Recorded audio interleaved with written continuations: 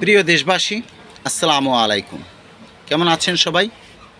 আশা করি আল্লাহর রহমতে ভালো আছেন সবাই। আপনারা জেনে অবাক হবেন, আবারও বিপি নুরুল হক নূরের বিরুদ্ধে মামলা। এই অন্তর্বর্তীকালীন সরকারের আমলে সেই স্বৈরাচারী বাকশালীর সরকারের মতো একই কায়দায় বিপি নুরুল হক নূরের বিরুদ্ধে মামলা দায়ের করা হলো। বিপি নুরুল হক নূর এবং সাধারণ সম্পাদক রাশেদ খান সহ 25 নেতাকর্মীর বিরুদ্ধে মামলা দিয়েছে জাপা, যাকে আমরা জাতীয় পার্টি নামে চিনে থাকি। এই জাতীয় পার্টি কে? এই জাতীয় পার্টি হচ্ছে আওয়ামী লীগের দোসর, আওয়ামী লীগের সহযোগিতাকারী, যাদের সাপোর্টের কারণে আওয়ামী লীগ দীর্ঘ 17টি বছর রাষ্ট্র ক্ষমতায় ছিল, যাদের সাপোর্টের কারণে আওয়ামী লীগ প্রত্যেকটা নির্বাচনে জয়ী হয়েছে এবং বিশ্বকে দেখিয়েছে যে আমাদের দেশে বিরোধী দল রয়েছে এবং বিরোধী দল হচ্ছে জাতীয় পার্টি। আর সেজন্যই তাদের সেই নির্বাচনগুলো আন্তর্জাতিক মহলে গ্রহণযোগ্যতা পেয়েছে।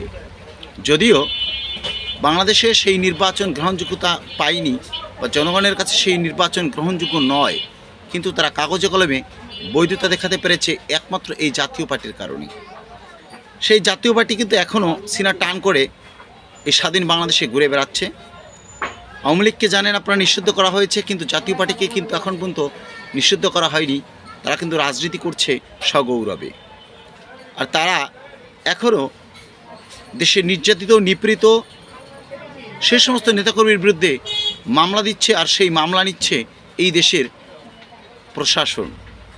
ভাবতে অবাক লাগে, যারা দেশের জন্য জীবন উৎসর্গ করে দিয়েছে তাদের নামেই আবার মামলা দেওয়া হয়েছে। আর সেই মামলার বাদী হচ্ছে সেই স্বৈরাচারী দোসরের প্রেতাত্মারা। আপনাদের কাছে আমার একটি প্রশ্ন, এই জাতীয় পার্টি কি আওয়ামী লীগের দোসর ছিল কি ছিল না? যদি দোসর থেকে থাকে তাহলে তারা রাজনৈতিক অধিকার কীভাবে পায়? এই স্বাধীন বাংলাদেশে তো এই জাতীয় পার্টির রাজনীতি করার অধিকার থাকার কথা নয়, কিন্তু তারপরেও তারা রাজনীতি করছে। আবার কিছু কিছু সুশীল বলছে যে বিরোধী দল না থাকলে সেইখানে রাজনীতি চলে না। আবার কেউ কেউ আওয়ামী লীগের পুনর্বাসনও চাচ্ছে। সেখানে অনেক অনেক বুদ্ধিজীবীরা, কলামিস্ট, অ্যাক্টিভিটিস্টরা মতামত দিচ্ছে আওয়ামী লীগকে নির্বাচনে রাখতে হবে। যদি আওয়ামী লীগকে নির্বাচনে না রাখা হয় তাহলে নাকি বাংলাদেশের নির্বাচন বৈধ হবে না। আমি একটা প্রশ্ন করতে চাই, বাংলাদেশে 52টি নিবন্ধিত দল রয়েছে, তাহলে কেন এই আওয়ামী লীগ, এই জাতীয় পার্টি লাগবে? আর বাকি দলগুলো কি বিরোধীর আসনে বসতে পারবে না? তারা কি বিরোধী রাজনীতি হিসেবে রাজনীতি করতে পারবে না? যদি পারে তাহলে এদের প্রয়োজনটা কি? জাতির কাছে আমার প্রশ্ন।